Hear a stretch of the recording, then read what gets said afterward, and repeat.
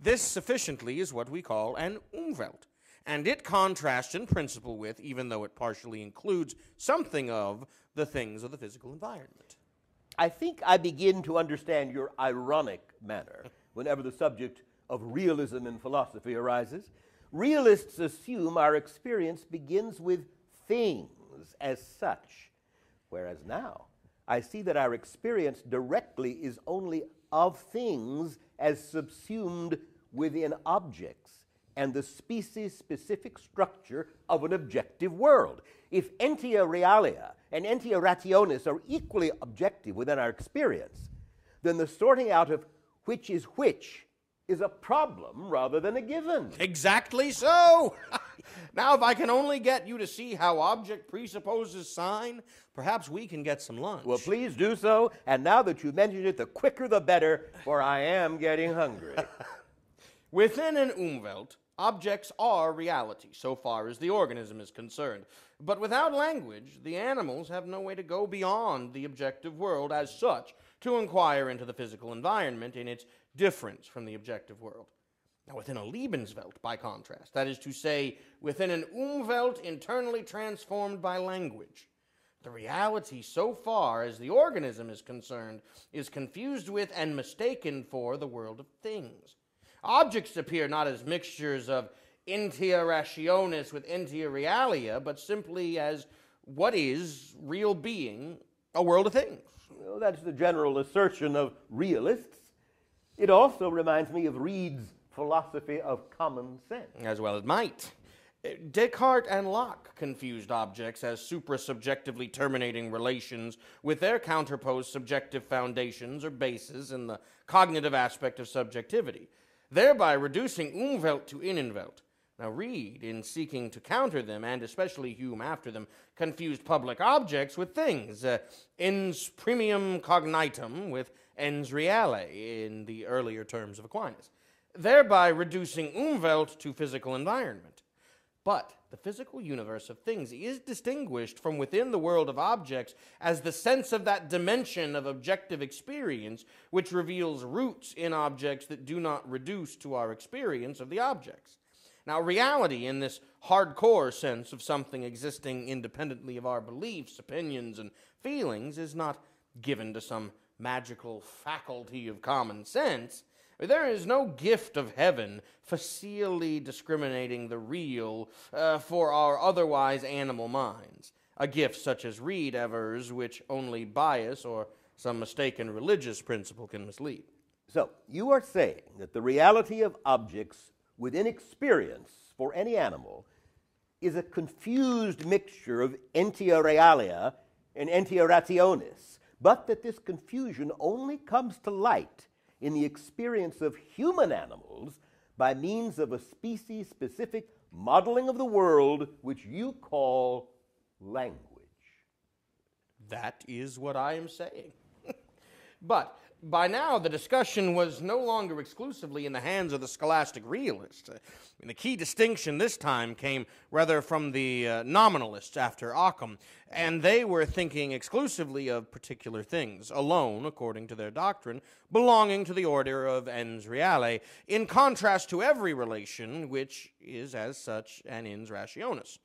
Now, out of some 2 centuries of obscurity in which other issues held the center stage, the Latin discussion of the 16th century took a turn in Iberia, which was richly to vindicate Peirce's later thesis that an essential difference separated his pragmatism from the varieties springing up under his earlier label of pragmatism, in that to the former scholastic realism is essential, while the latter remains compatible with nominalism.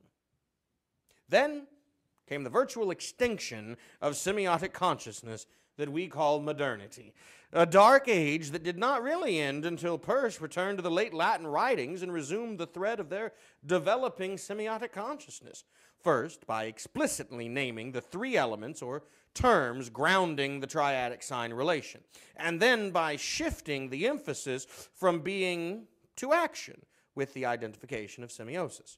Now, the foreground element of representation in the sign relation Peirce termed the representamen. This is what is loosely called a sign, but in reality is a signed vehicle conveying what is signified to some individual or community, actual or prospective. The other, represented or conveyed by the sign vehicle, Peirce traditionally termed the significant or object signified.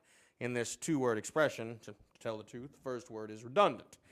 Now, whereas the perspective other to which the representation is made, emphatically not necessarily a person, as Peirce was the first to emphasize and later semiotic analysis was to prove, Peirce termed the interpretant, the proper significant outcome of the action of signs. Do you really mean to call the period between Descartes and Peirce the semiotic dark ages? Isn't that a little strong? Well, the shoe fits. Nor do the semiotic dark ages simply end with Peirce, I'm afraid. They extend into the dawn of our own century, though I am confident we are seeing their final hours. After all, a darkness precedes every full dawn. I saw an ad for a new book of yours comparing today's philosophical establishment with the judges of Galileo. That's not likely to get you job offers at the top. Yes, the ad drew on the aviso prefacing my history of philosophy.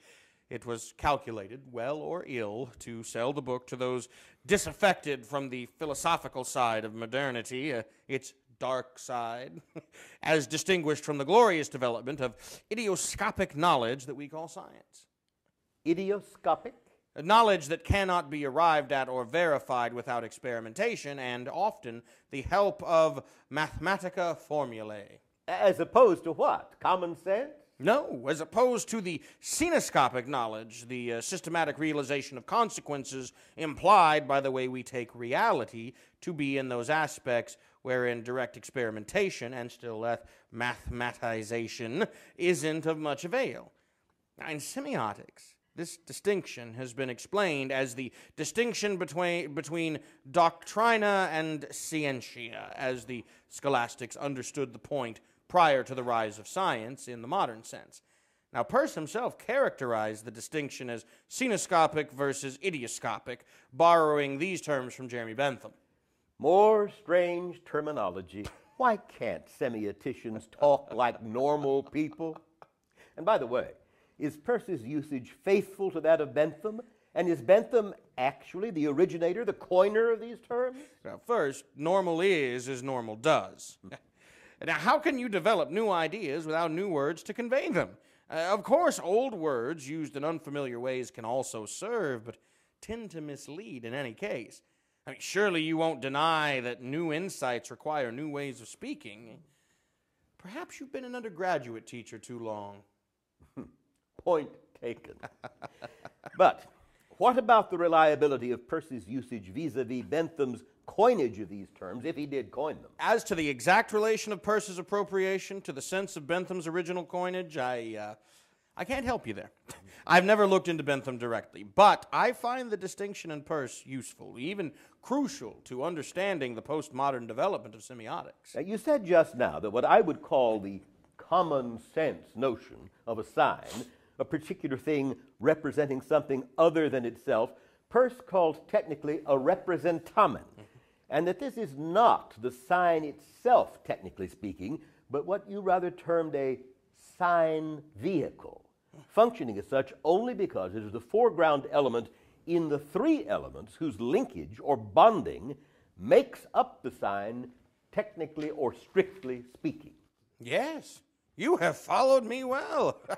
Now, what makes something appear within sense perception as a sign in the common or loose sense is not anything intrinsic to the physical subjectivity of the sensed object as a thing, but rather the fact that the objectified thing in question stands in the position of representamen, within the triadic relation constituting a sign in its proper being, technically and strictly, so that physical structure before the building in your line of vision that tells you this is no longer Monahan House is a sign not strictly, but loosely.